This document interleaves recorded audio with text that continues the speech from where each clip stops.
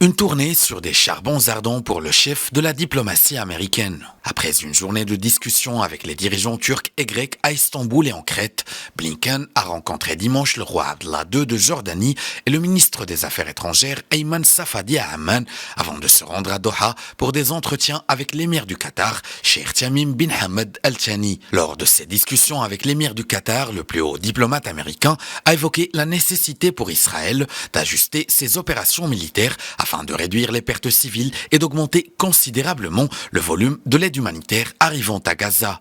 La Jordanie et le Qatar ont été très critiques à l'égard des actions d'Israël et ont évité de soutenir publiquement une planification à long terme, arguant que les combats doivent cesser avant que de telles discussions puissent commencer. Samedi, Anthony Blinken avait appelé à éviter à tout prix un embrasement dans la région et à prévenir un cycle sans fin de violence, soulignant notamment la nécessité de travailler à une paix régionale durable et avancer vers l'établissement d'un État palestinien.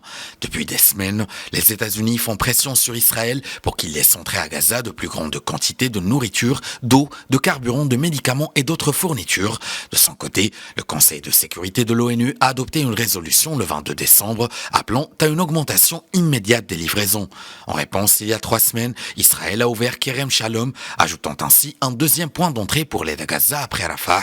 Pourtant, le nombre de camions entrants n'a pas augmenté de manière significative. Cette semaine, environ 120 camions en moyenne par jour sont entrés par Rafah et Kerem Shalom selon les chiffres de l'ONU, bien en deçà des 500 camions de marchandises entrant quotidiennement avant la guerre et bien en deçà de ce que les groupes humanitaires estiment comme nécessaire. Après le Qatar, Anthony Blinken se rendra à Abu Dhabi avant de se rendre lundi en Arabie Saoudite puis en Israël où il s'attend de son propre aveu à avoir des conversations qui ne seront pas faciles.